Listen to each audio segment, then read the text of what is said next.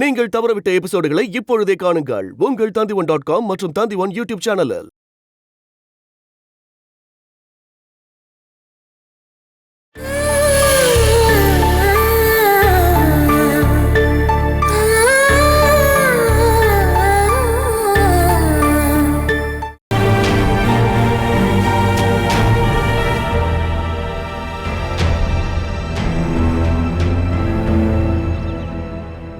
அம்மா எப்பமா ட்ரெயினிங்க்கு போக போறீங்க? நான் போக மாட்டேன்பா. ஏமா? நான் இங்க இருந்து போயிட்டேன்னா இங்க யார் இருப்பாங்க? அப்பதானே உங்களுக்கு வேலை கிடைக்கும். அம்மா, மனோஜ் பெரியப்பாவை பார்க்க நம்ம போகணும்ல. நாம போறது அங்க இருக்கிற யாருக்கும் பிடிக்காதுமா. ஜெயா பெரியம்மாக்கு ஏமா உங்க மேல அவ்வளோ கோவம்? உங்க அம்மா ஓடுது அப்படிப்பட்ட ஜென்மமா போயிடுச்சுமா. மனோஜ் பெரியப்பா நமக்கு உதவி செய்ய தானே வந்திருந்தாரு. நான் அப்பாவை கூட்டிட்டு பெரியப்பாவை போய் பார்த்துட்டு வரட்டுமாமா? பெரியம்மா உங்க மேல கோவப்படுவாங்க, உங்க அப்பா வருத்தப்படுவாரு. போக வேண்டாமா. நாம பெரியப்பா சீக்கிரமா குணமாயணும்னு வேண்டிக்கலாம்.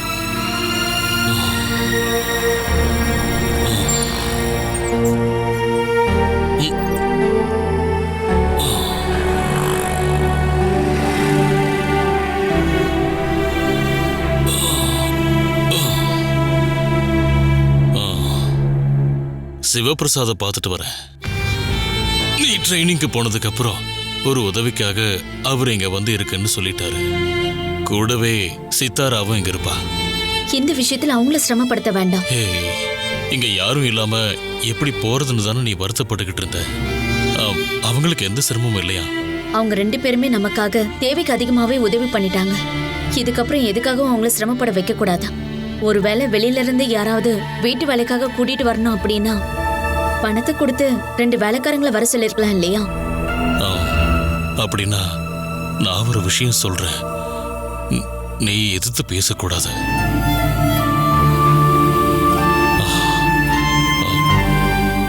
உன் வீட்டுக்கு போய் உதவி கேட்கலாமா? அவமானப்படுறதுக்கு எதுக்குங்க அங்க போகணும்? நீ போக வேண்டாம், நான் போய் கேட்கிறேன். உதவி பண்ணுங்கன்னு கேட்க போகும்போது அங்க என்ன நடந்துச்சுங்கிறது அவ்வளவு சீக்கிரமா மறந்துட்டீங்களா என்ன? அந்த சூழ்நிலை ஒண்ணு இப்ப இல்லல. சூழ்நிலை வேணா மாறி இருக்கலாம், ஆனா அவங்க மனசுல எந்த விதமான மாற்றமும் இருக்காது. நான் எதுக்கும் முயற்சி பண்ணி பாக்குறேன் பாலா. எதுக்காகங்க? இந்த பாலா யாருக்கும் வேண்டாம். இதுக்கப்புறம் அன்புக்காகவும் உதவிக்காகவும் மத்தவங்க முன்னாடி இதுக்கப்புறம் என்னால கையேந்தி நிக்க முடியாது.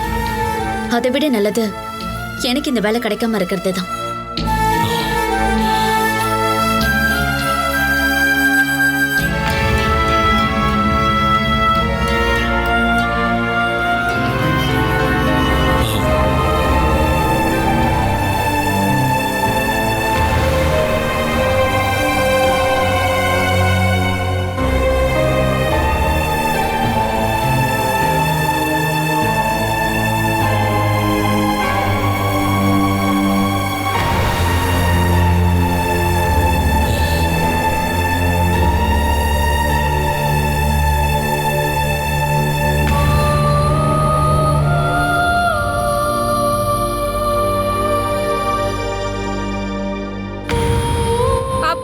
வருத்தப்படாதீங்க, உங்க காயம் எல்லாம் சீக்கிரமாவே ஆறிடும். நீங்க உடனே குணமாயிடுவீங்க.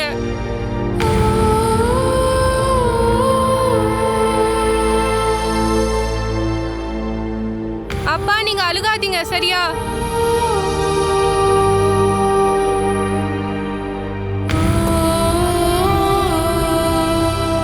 அப்பாவுக்கு இந்த வீடும் ரொம்ப பிடிச்சிருக்கான்னு கேளுமா.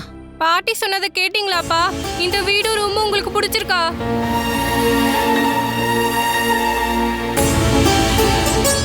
இல்லனா நம்ம வீட்டுக்கு போலாமாப்பா?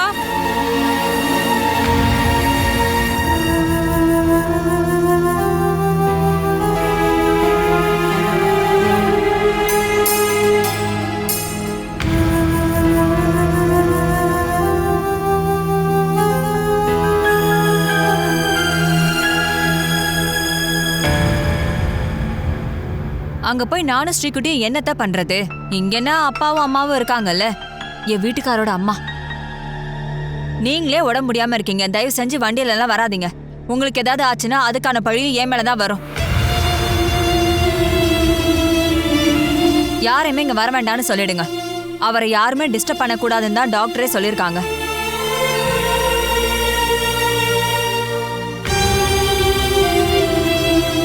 வேண்டாம், சொந்தக்காரங்க ஃப்ரெண்ட்ஸு யாருமே வர வேண்டாம். எனக்கெல்லாம் எந்த பிரச்சனையும் இல்லை.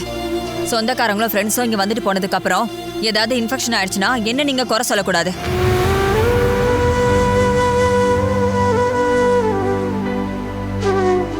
சரிங்க அத்தை, நான் அப்புறமா பேசுறேன். ஸ்ரீதேவி அம்மா என்ன சொன்னாங்க? என்னோட வீட்டுக்கார எங்க வீட்டுக்கு கூட்டிட்டு போக சொல்றாங்க. இவர் அங்க கூட்டிட்டு போய் என்ன பண்றது? கடைசியில நான் தான் தனியா கஷ்டப்படணும். வீட்டுக்கு போனா 2 ஆண்டிங்களும் மாத்தி மாத்தி பாத்துக்கிறேன்னு சொன்னாங்கல்லம்மா. அவங்களாம் யாரும் ஒண்ணு மாத்தி மாத்தி வர வேண்டாம், எனக்கு பாத்துக்க தெரியும். ஆனா நீங்க எப்பவுமே போன் பேசுறதை தவிர அப்பாவை பாத்துக்கிறத நான் பார்த்ததே இல்லையே. ஸ்ரீகுட்டி, தேவையில்லாம பேசிட்டு இருக்காத. ஆனா அம்மா,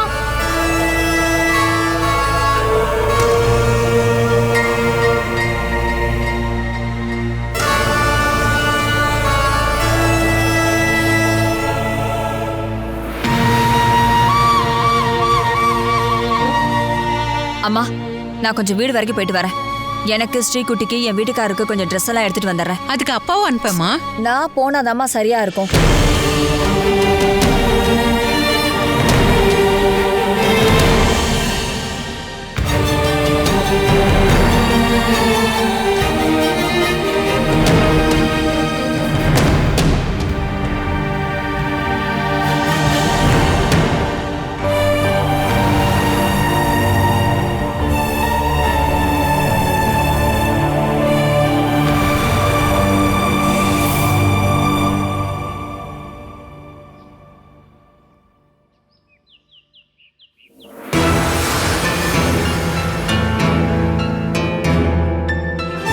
நீ எங்க போற?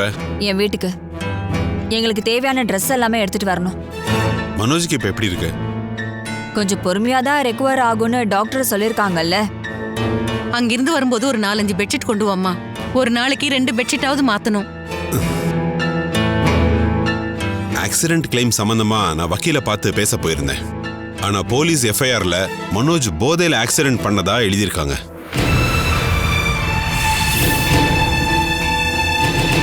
அதுக்கான சாட்சிகளும் அவங்க கிட்ட இருக்கு. அதனால ஆக்சிடென்ட் கிளைம் கிடைக்கிறதுக்கு ஒரு 10% தான் வாய்ப்பு இருக்குன்னு வக்கீல் சொல்லியிருக்காரு. அவர் தான் நமக்கு திரும்ப கிடைச்சிட்டாருல்ல, நீங்க அதை பத்தி எல்லாம் விசாரிக்காதீங்க. நமக்கு கிடைக்க வேண்டிய பணத்தை அப்படியே விடுன்னு சொல்றியா என்ன? நமக்கு கிடைக்கிறதா இருந்தா கண்டிப்பா கிடைக்கும். இப்ப கிடைக்காதுன்னு அப்பா சொல்லுவாரு. கடைசியில அவங்க கொடுத்த பணம் தீர்ந்ததுக்கு அப்புறம் தான் நமக்கே தெரிய வரும். அப்படின்னா நீயே போய் எல்லாத்தையும் பாத்துக்கோ. நான் எதுக்காக இதை பத்தி போய் கேட்கணும்? என் வீட்டுக்காருக்காக செலவு பண்ற பணத்தை தந்துடுறேன்னு ஹரி சொல்லியிருக்கான்ல. அப்புறம் கிளைம் கிடைச்சதுன்னா அந்த பணம் என்னோட அக்கௌண்ட்டுக்கு வரணும்.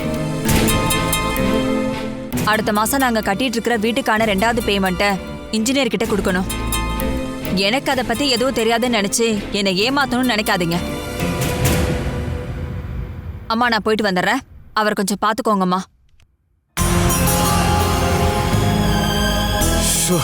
எப்படி ஒரு குணம் பாத்தியா அவளுக்கு? இவ ஏன் பொண்ணுதானான்னு எனக்கு சந்தேகமா இருக்கு. தேவைக்கு ஏத்த மாதிரி மாத்திக்கும் போதே தெரியலையா உங்களோட பொண்ணுதான்னு? இவளோட பழக்க வழக்கத்தை மாத்தலனா மனோஜ் குணமாய் வந்தாலும் சண்டைக்கு சச்சரவுக்கும் எந்த குறையும் இருக்காது.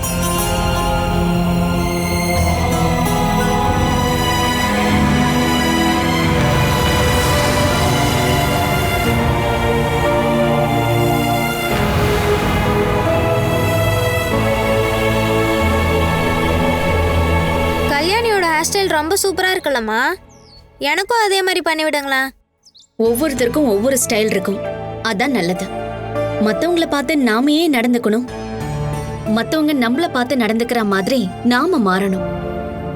கல்யாணி பல்லு கூட தான் கோணலா இருக்கும். அதே மாதிரி வேணா நீயும் வச்சுக்கோ. வேணுக்குட்டா, நான் உன்கிட்ட சொல்லிருக்கேன்ல, அக்காவை நீ வா போன்னு கூப்பிடக்கூடாதுன்னு. என்னை குச்செடுக்க வச்சிடாத.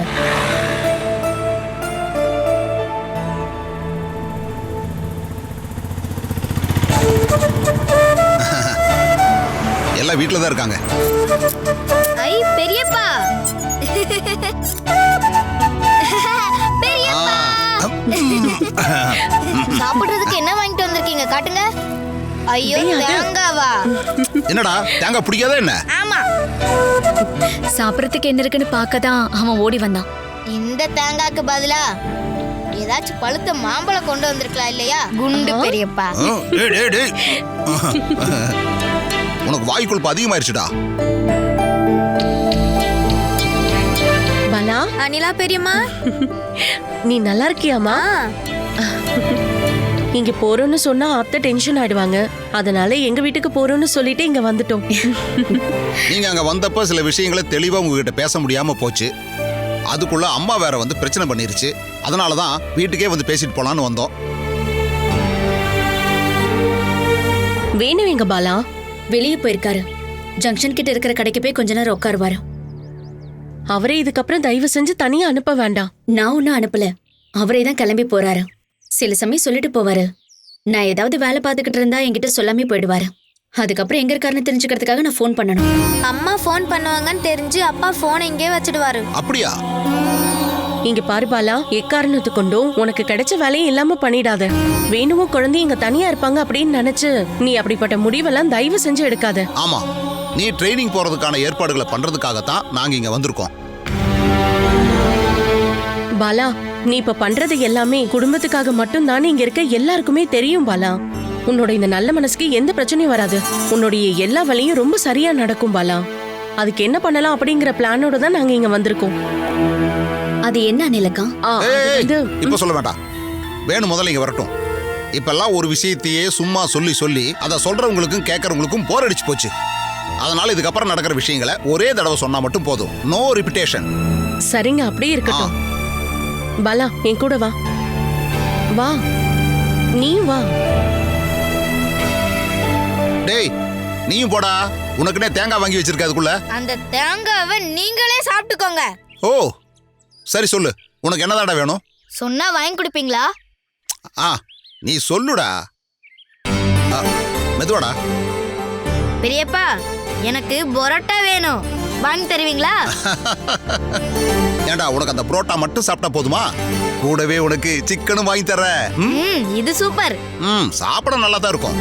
ஆனா அதை உனக்கு வாங்கி தர அளவுக்கு இந்த பெரியப்பா கையில காசு இல்லையாடா.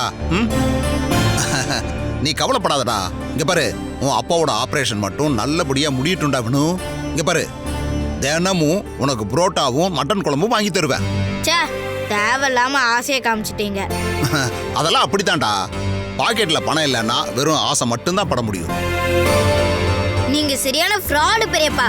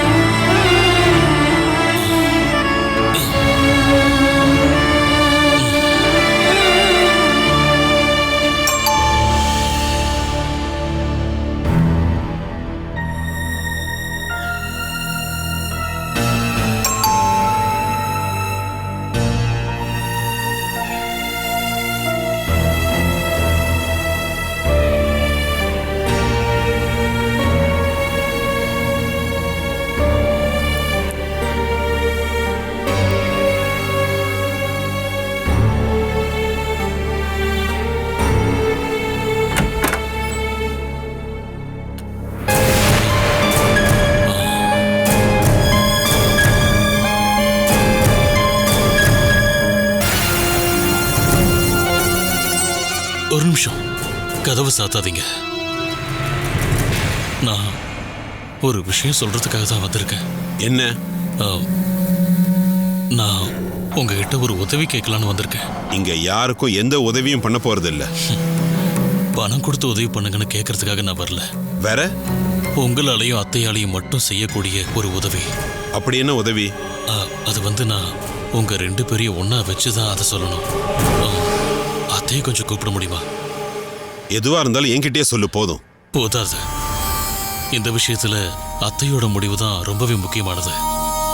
அத்தையை கொஞ்சம் கூப்பிடுங்களேன், அவங்க வந்தது சொல்றேன். நீங்க நிக்கிறத வெளியில யாரும் பார்க்க வேண்டாம், நீ உள்ள வா.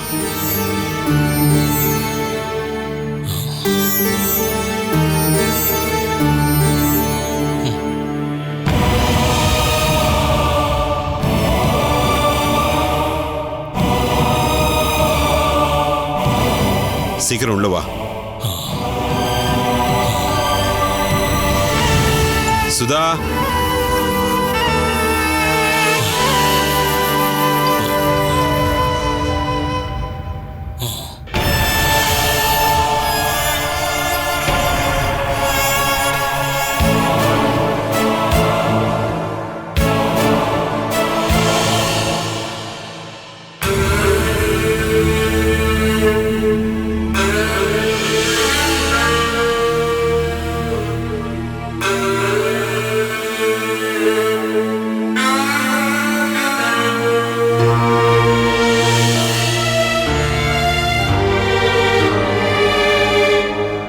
உட்காரு.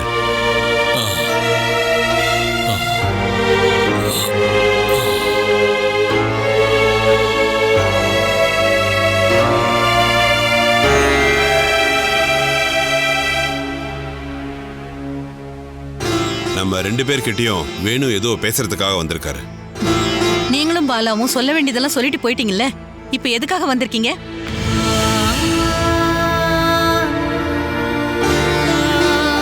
இல்லனா பணத்தை கேட்டுட்டு சண்டை போட்டுவாங்கன்னு அவ அனுப்பி விட்டாளா? இல்ல, என்னை யாரும் அனுப்பி வைக்கல. நடந்து முடிஞ்ச விஷயங்களை பத்தி நீங்க மறந்துருங்க. நீங்க பெத்த பொண்ணுங்கிற முறையிலையாவது பாலாக்கிட்டையும் அவளோட புருஷங்கிற முறையில என் மேல கொஞ்சம் பாசம் காட்டணும். உன் மேல எந்த தயவும் காட்டக்கூடாதுன்னு எங்க அனுபவத்துல நாங்க புரிஞ்சுக்கிட்டோம். என்னோட அனுபவத்திலிருந்து ஏகப்பட்ட விஷயங்களை கத்துக்கிட்டு தான் நான் இப்போ உங்க முன்னாடி கையால் ஆகாதவனா வந்து உட்காந்துக்கிட்டு இருக்கேன். என் பொண்ணு வாழ்க்கையை நாசமாக்குனதுக்கு அப்புறம் இப்ப வந்து மன்னிப்பு கேட்டா அதனால என்ன பிரயோஜனம்? கஷ்டப்பட வேண்டியதெல்லாம் உங்களால கஷ்டப்பட்டுட்டா இல்ல? நான் ஜெயிலுக்குள்ள இருந்த வரைக்கும் அவ உங்க கண்ணு முன்னாடி தானே இருந்திருக்கா. நீங்க அவளுக்காக என்ன பண்ணீங்க? எந்த வழியும் இல்லாம உங்க வீட்டுக்கு வந்து சமைச்சு சாப்பிட்டா இல்லையா? ஏதாவது ஒரு ஆறுதல் வார்த்தை உங்க பக்கத்துல இருந்து பாலாவுக்கு சொன்னீங்களா? முடிஞ்சு போன விஷயங்களுக்கு கணக்கு சொல்ல வந்திருக்கியா? நான் பண்ண தப்ப நீங்க சொல்லும் போது நீங்க உங்க பெத்த பொண்ணுகிட்ட எப்படி நடந்துக்கிட்டீங்கிற கணக்கு உங்களுக்கு ஞாபகம் இருக்கட்டும்னு சொல்றேன். நாங்க அவளுக்காக ஏதாவது பண்ணணும்னா நீங்க வந்த உடனே நீங்க என்ன பண்ணீங்கன்னு உங்களால கேட்க முடியாம போயிடுச்சுல. அவளுக்கு உதவி பண்ணதுக்காக நீங்க எங்க வீட்டுக்கு வந்து எங்க எல்லாரையும் அடிச்சு போட்டாலும் கெட்ட வார்த்தையில பேசினாலும் அதுக்கான அவமானத்தை நாங்க தானே சகிச்சுக்கணும். ஒரு வார்த்தை பேசக்கூட தகுதி இல்லாம உடம்பு முடியாம படுத்து கிடந்தப்போ எனக்கு உதவி பண்ணணும்னு உங்களுக்கு தோணவே இல்லைல்ல?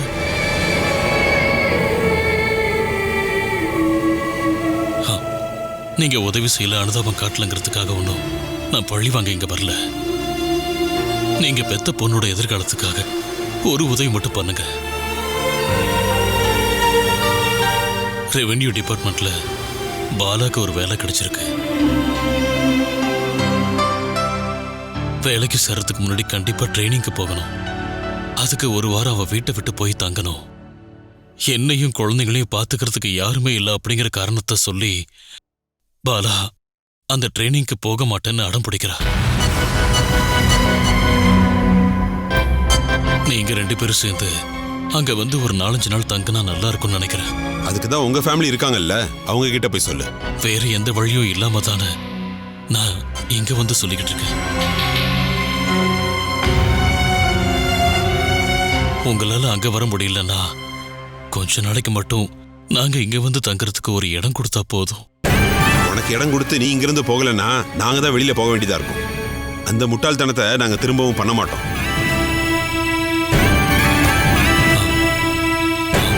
அத்தை, நீங்களாவது அங்க வந்து இருந்தீங்கன்னா. இங்க பாருங்க, உங்களுக்கு இருக்கிற கெட்ட குணத்தினால்தான் நாங்க அந்த பக்கமே வராம இருக்கோம். பாலாவுக்கு ஒரு வேலை கிடைச்சிருக்கு, அதை நினைச்சு நாங்க சந்தோஷப்படுறோம். ஆனா இப்ப இருக்கிற சூழ்நிலையில எங்களால அங்க வந்து தங்க முடியாது. ஹாஸ்பிட்டல்ல இருந்து மனோஜ் இங்கதான் கூட்டிட்டு வந்திருக்கோம். அவரை நல்லபடியா பாத்துக்க ஜெயாவால மட்டும் முடியாது. நானும் இங்க கண்டிப்பா இருக்கணும்.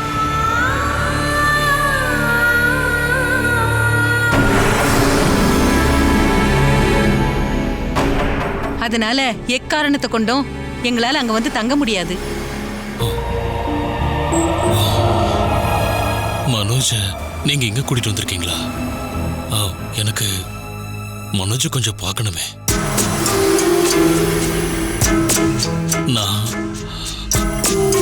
நான் அவரை பார்த்துட்டு போயிடுறேனே.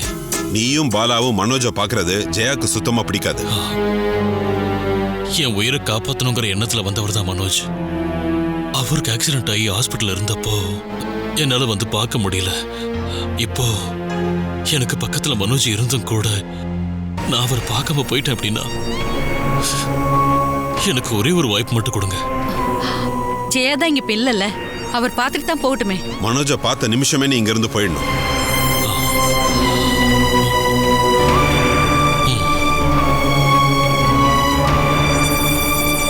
அப்பா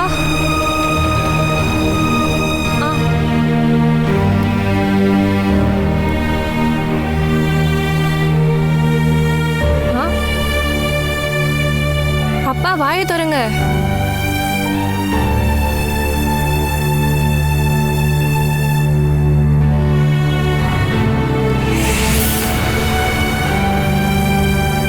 அப்பா வாங்க.